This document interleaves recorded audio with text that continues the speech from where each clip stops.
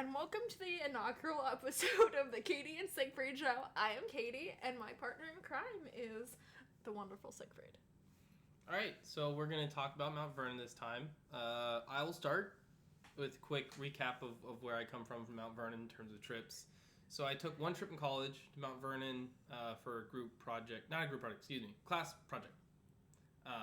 We worked on individually on research papers, and for whatever reason, this was the specific site chosen for the class. We did a couple of research papers on different founding fathers, and this one in particular was, of course, on Washington. So we wanted to go there and kind of get the lay of the land, and look around at his house and stuff like that, and get a better sense of the man by his living quarters and living conditions of his slaves, etc. So this was my second time there, and I believe I hit most of the sites the first time around, but I don't remember everything. So, it's kind of cool to, see some of the sites this time around that I think I either missed or just didn't quite remember. I'll turn it to you, Katie, so you can explain your history with Mount Vernon prior to this trip. Yeah, so by this trip, we went a couple weeks ago, so mid-October 2021. And before that, I'd been when I was in 4th grade with my elementary school. It was a lot of fun. Then I went again in middle school with some of my cousins. Then I went again in college with my siblings, or 2 of my siblings anyway. And then I went this last time a few weeks ago with my partner in crime. So. Okay, so let's just start at the beginning of the trip. We went there. We got our tickets. We went through the main gate and all that. Mm-hmm. Parking wasn't too bad. There were some spots. It was pretty decent, I think. And we went through the whole visitor center. We didn't go into any of the museum part or any of that. That's because a lot of them were closed because of COVID, so. Right, but I mean on the way back out, we went through a lot of that. That's fair, but one of them was also closed back there for reconstruction. Right. Because they were redesigning the exhibit, so. But we wanted to do that on the back end so that we'd have time, especially because we had to go to the mansion tour and they give you a specific time you're supposed to go. So. And also, so there's 2, specific museums that you can go to. One you go on the way in, the other one you go on the way out. So it just made more sense to do it that way. So it's designed to be set up that way. But yeah, like Siegfried said, we went and took a house tour. But before we took the house tour, we were hungry because we checked some things out. We went to the surrounding buildings where the slaves' quarters and stuff like that. We got to meet a guy reenacting Washington's secretary, I believe. Yes. And he gave a little talk. That was cool. So we read a lot of that stuff. Are you going to talk about your question to him, Siegfried? Yeah, probably later. Okay. I'm trying to go in chronological order. Okay. So we went around to slaves' quarters and things like that and saw the what was it? Was it the schoolhouse or something? No, the schoolhouse was in Mount Vernon. Or not Gunston Hall. Okay. Not Mount Vernon. No, but I mean, we saw someone's quarters that wasn't a slave. Oh, we saw some slave quarters, but we saw someone else's quarters. Yeah, it was the overseer, maybe? Overseer. Okay, the overseer's quarters. So that was an interesting contrast between the two. Yeah. Honestly, neither of them were very nice or comfortable, but it was very stark how bad the slaves had it compared to even the overseers wasn't great, but still it was at least livable. I mean, whereas the slaves' quarters was really, really bad. Yeah, the overseers was a lot more typical of the time. Right. Small but not. But at least livable. It wasn't. You're not cramped in there with a whole bunch of other people, etc. Yeah. But yeah, that was interesting. We often not to get the audio. These little audio things they have so that you can listen to narration of things. Because I prefer to just look and see things and read things and talk to the reenactors or the staff there on hand. And it was fun. We decided to go to the food truck to eat, and can I tell you, they have some of the best chicken tenders ever. Yeah, that was a lot of fun. We got hungry after walking around for a while. After an hour, we were starving and decided we wanted chicken tenders. Plus, it was around our lunchtime anyways, so it was a good time to take a quick break. We eat lunch early. So that was fun, and then we got in line for the mansion tour, which was a bit interesting, just because of the fact that a lot of people do not get in line at the right time. People are really annoying, and they get in line after the time that their ticket says to get in the line. I don't get that. Get in the line when your ticket says to get in the line. Right, so we were held back probably 15 or so minutes. Yeah, so thanks a lot, people. You made us late. On the bright side, I mean, the tour through the actual mansion was not... It was very well constructed, so, like, I felt like things moved along at a pretty nice rate. Yeah. I would say in the upstairs, I kind of wanted a little bit more time. It would have been nice to have, like, maybe a couple more minutes just to look in the rooms and talk. But the other rooms, as they were relatively well-paced, because it was like, hey, in this room, here's what you're looking at. Yeah. You're looking at... And the cool thing was here, a lot of sites don't necessarily have original items. Some of them do, but, like, at Mount Vernon, in at least one of the rooms, it was almost all original items, which was really, really cool. Yeah, so by original, Siegfried means that, like, the Washingtons own them, and the places that don't have, like, the stuff that the people own, it's typically stuff that was made at the time, and thus period appropriate, or very, very carefully modern made things to make it look like it was from that time period. Right.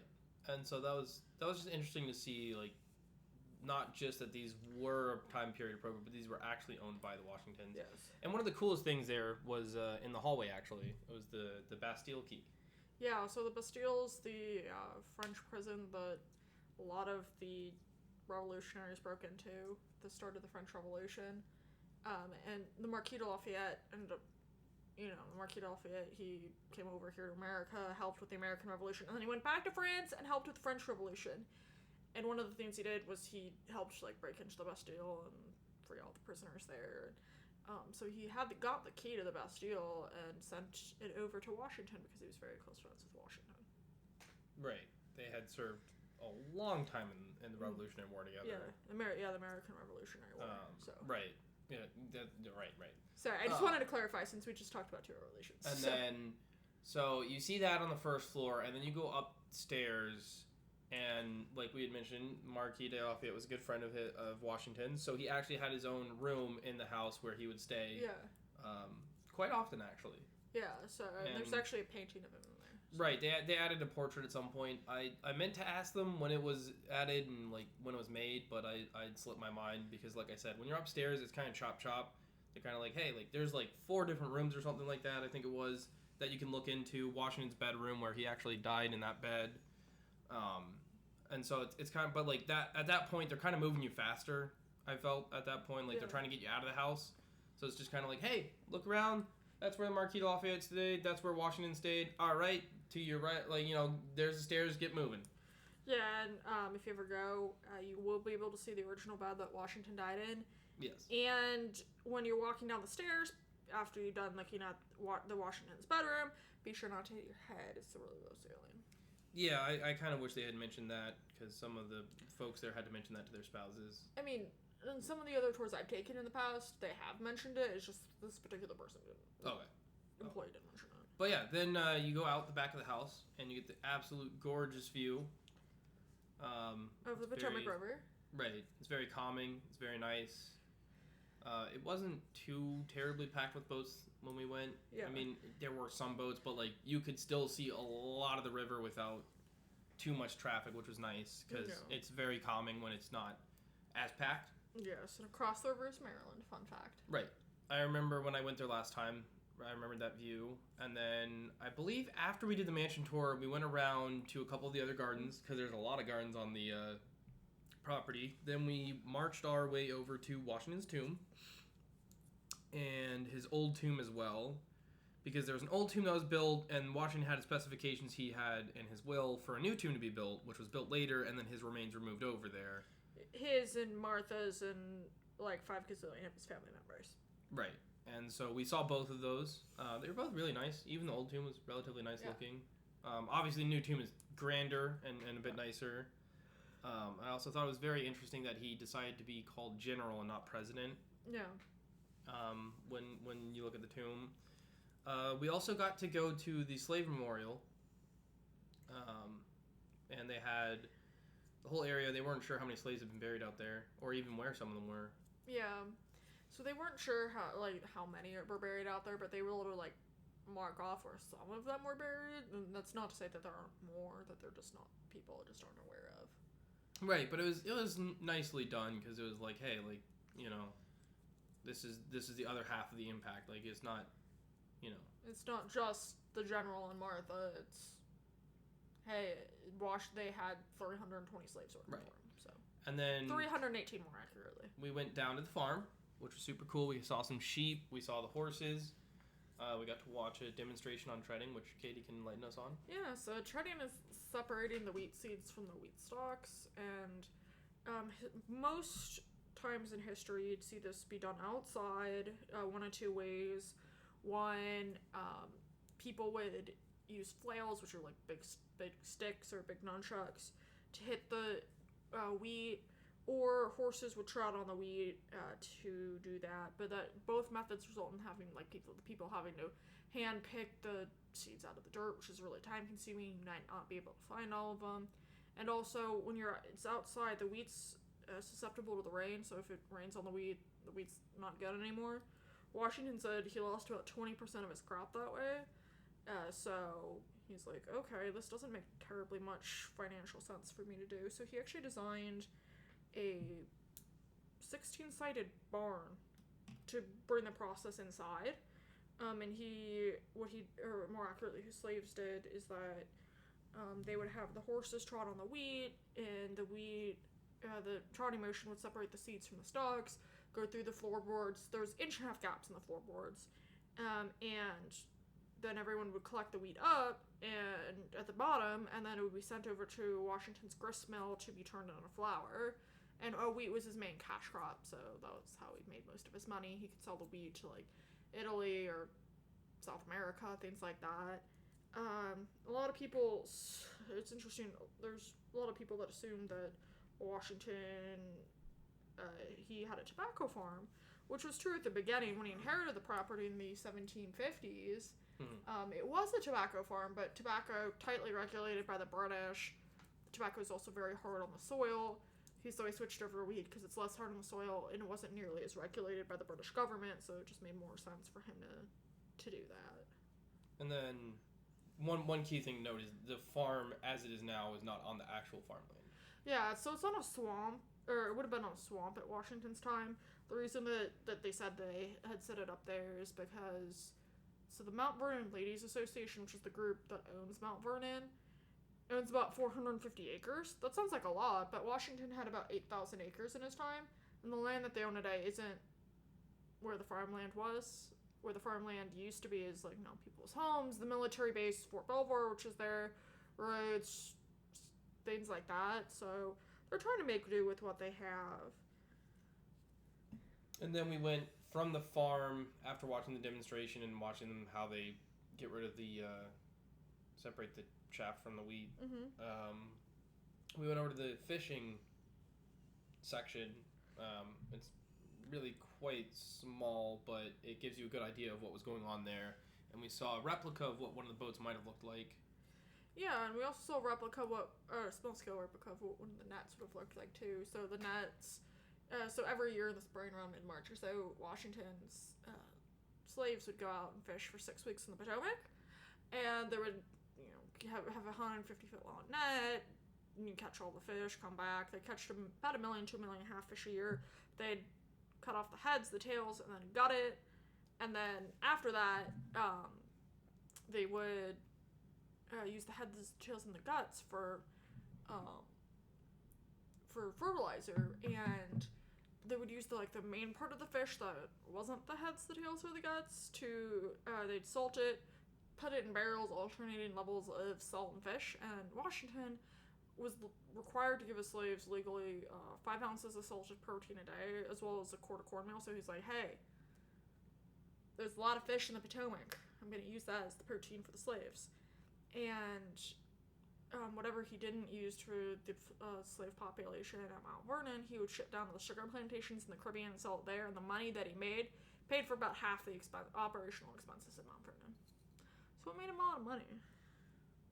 Yeah, and then from there we we went to the pier, and we got to see a boat taxi come by, and then we took the shuttle back up to the visitor center area, where once you go back in, you're supposed to return any audio devices that you took for the trip, which we didn't take any.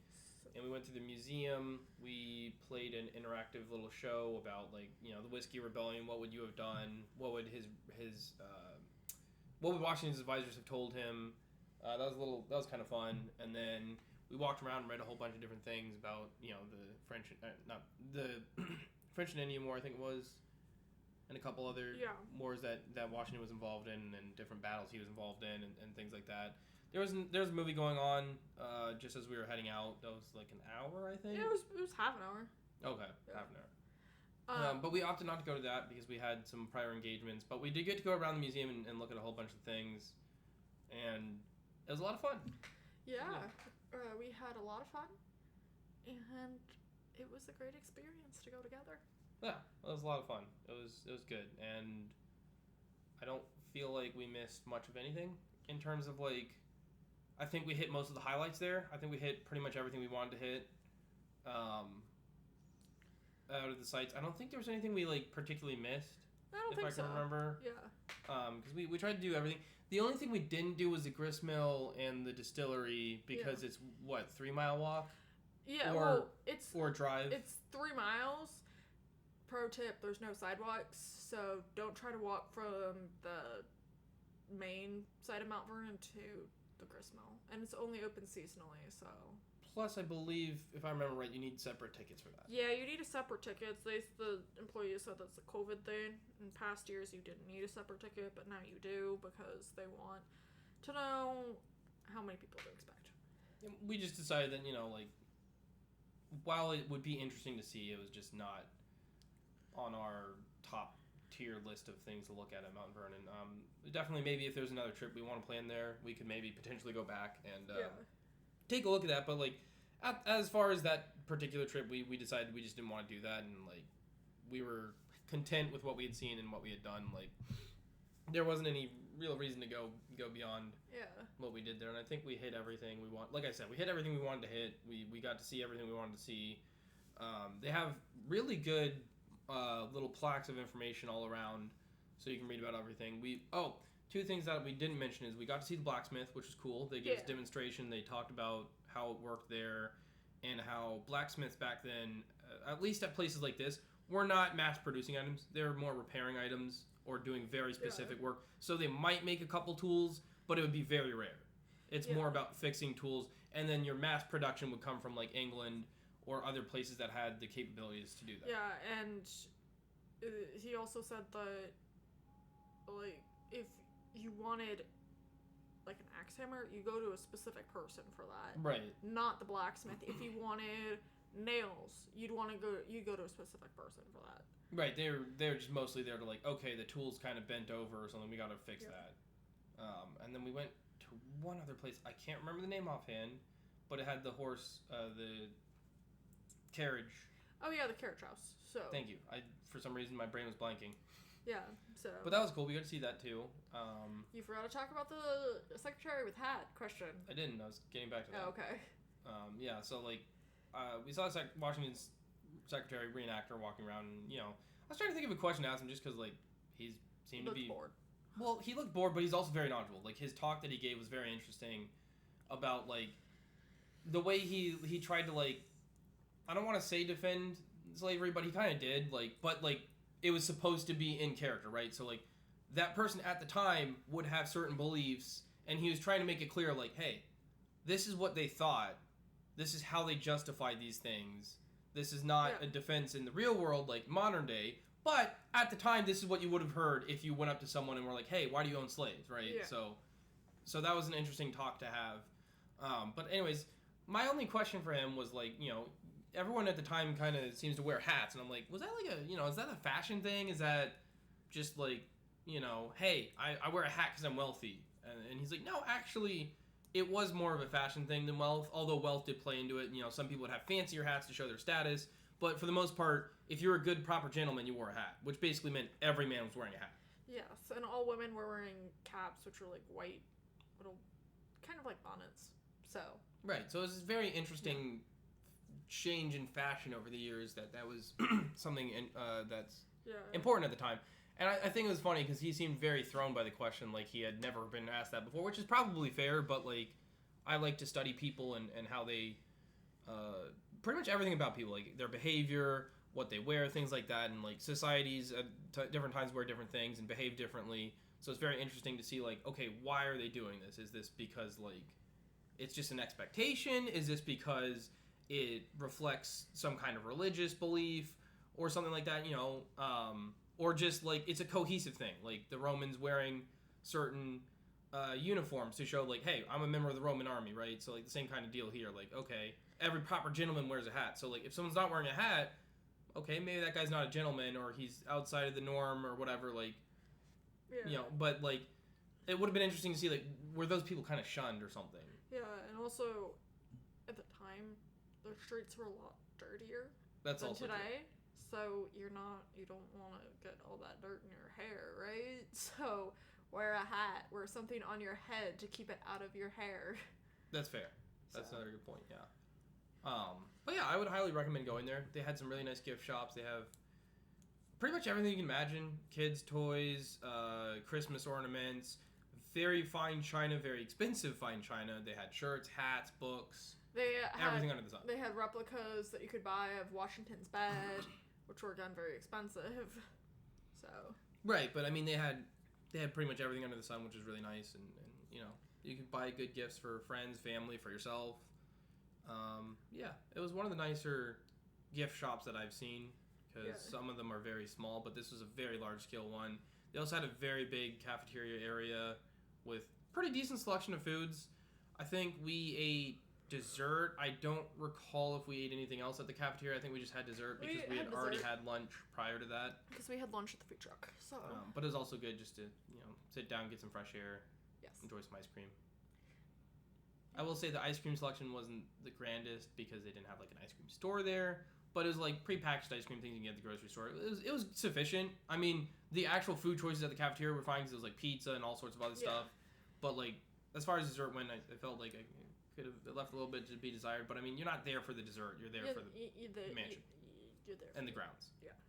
And that was the other thing I want to mention is that like it very much felt much more like you're being transported to the time. Yeah. Just by nature of how it's built out and the trees blocking the view of like major roads and stuff, you can look around and like it's not quite what Washington would have seen, but like at least you're not looking around and seeing modern cars driving by, right? Yeah, the closest thing you see modern are the boats in the Potomac, but the Mount Vernon ladies do not own the Potomac, so they can't stop them. Right, so like what I'm referring to specifically is around the mansion. Yeah. If you're at the visitor center, of course you're going to see cars going by, and at certain other places in the area you'll see stuff like that. But on the mansion itself, on the mansion grounds, you're not going to see anything like that, which is really, really nice.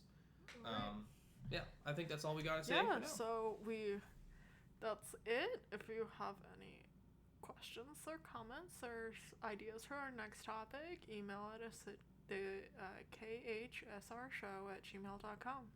Yeah, I think what we'll do is swap between major topics a couple times. So like we'll have their trip topics as those come and go, and then that might bleed into our history topics. And then we're planning on doing some Bible studies, which would be in anticipation of the upcoming Sunday, doing the readings and going through those. Among other items that'll probably come up over time. It's kind of hard to gauge where this all will go, but that's the plan currently is trips. So we have one more trip to talk about already, and then I believe at some point there's a cool place in Fairfax that we wanted to visit, a small little house. I don't know how long it would take us to go through, probably not very long, but it could be fun. Yeah. And we could bundle that with maybe a trip to Sully Plantation or something. Yeah, I mean, the other trip that we have taken is Gunston Hall, which is home of founding father George Mason. And a very, very gorgeous location as well. Yes, very, very gorgeous location, and namesake for George Mason University. And no, he didn't found it. Yeah, all right, that'll wrap us up for this week. Thanks for listening. All right. And hopefully you'll tune in next time. Bye. Have a good day.